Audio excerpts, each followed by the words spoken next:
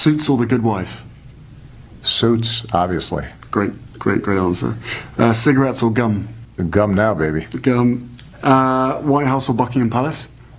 White House, just because Buckingham Palace looks like it would take a really long time to mow. Okay, fair enough. A lot of upkeep.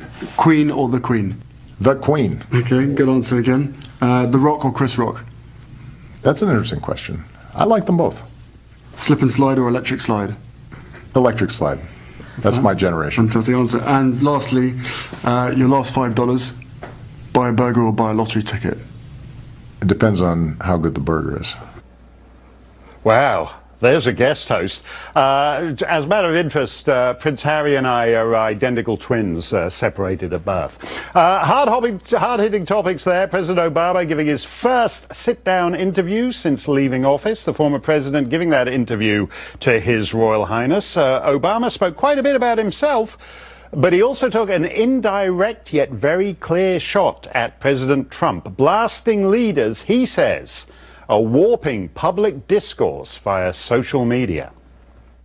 The question, I think, really has to do with how do we harness this technology in a way that allows a multiplicity of voices, allows a diversity of views, but doesn't lead to a balkanization of our society, but rather continues to promote ways of finding common ground. And all of us in leadership have to find ways in which we can recreate a common space on the internet. Wendy Osefo is an education professor. Wendy, putting aside the idea of a president talking to a prince about how it's the rest of us who are living in danger of living in a bubble, what do you think he was getting at here? Was it a shot at Trump, or was it a more general observation? It was a more general observation. Right now, the current climate, not just in our country, but overseas as well, is one where everything is volatile, and people need to be mindful, especially those in power, of the decisions that they make. And that's what Obama was speaking to, and I think is a poignant point, especially right now. Well, isn't there a danger, though, in world leaders, the establishment, the elite, saying everything would be better if we didn't have balkanized multiple voices? When the internet started, one of the great things it did was it freed people from the default setting of mainstream media, which is surely liberal. That's surely the bubble, isn't it?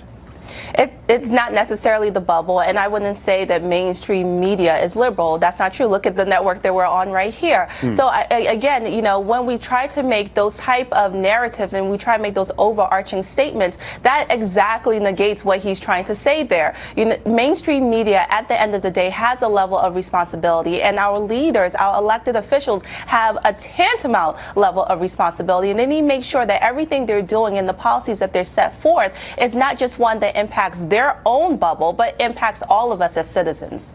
What about the idea that beyond the media, the default setting of our society now, by which I mean not just media, but motion pictures, churches, schools, the default setting of our society is essentially liberal. If you go to school, you'll learn essentially the liberal view on climate change. If you go to church, you'll get the liberal view on climate change. What's wrong with a balkanizing that just a little?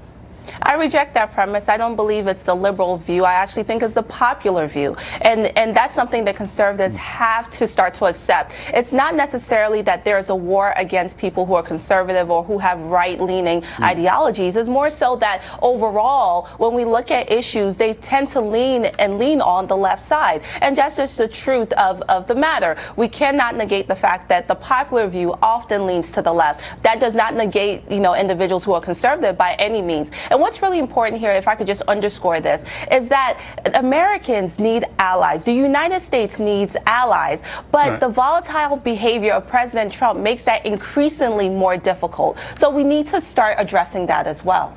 Well, we'll see who winds up sitting at in the third row at Prince Harry's wedding on that one, Wendy. The magazine Vanity Fair is positively begging Hillary Clinton not to run for president again. Take a look at this.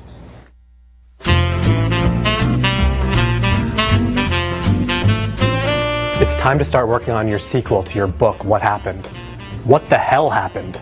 Get someone on your tech staff to disable autofill on your iPhone so that typing an F doesn't become Form Exploratory Committee for 2020. You know, on Anderson Cooper, you were telling him about alternate nostril breathing.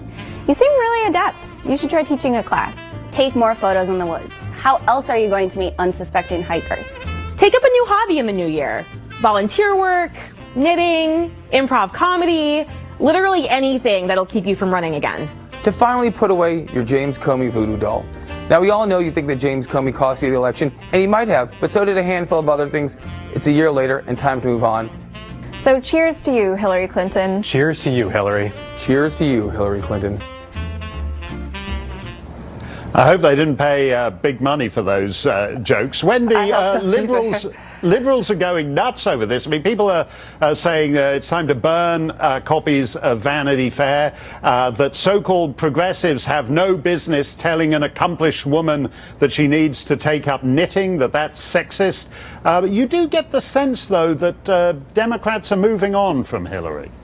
Yeah, I think Democrats are moving on from Hillary. I think that the uproar came because we have individuals who ran for presidency like John McCain, like Mitt Romney.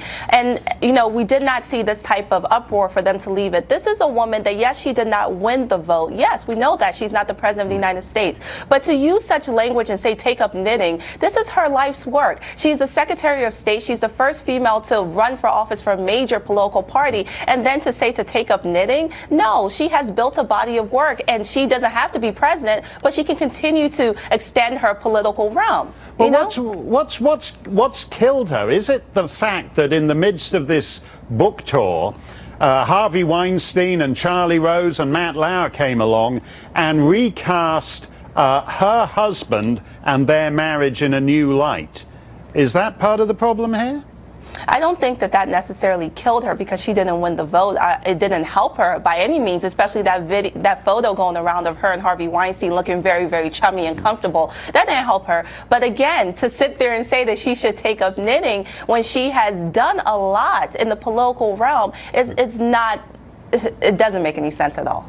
Do you regret that your party, Progressive Party, wants to shatter the glass ceiling, as Canada, Britain, Australia, New Zealand, Germany, on and on and on have done, but it chose the wife of the previous president?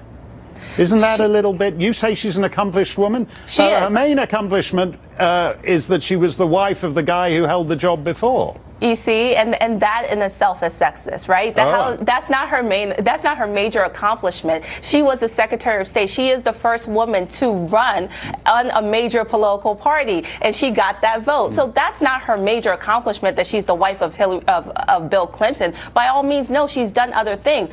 Was she the best candidate for our party? No, she was not. However, to say that her major accomplishment was being a wife, that's what we talk about when we say sexism in the political sphere. Okay, I stand reprimanded, Wendy. France is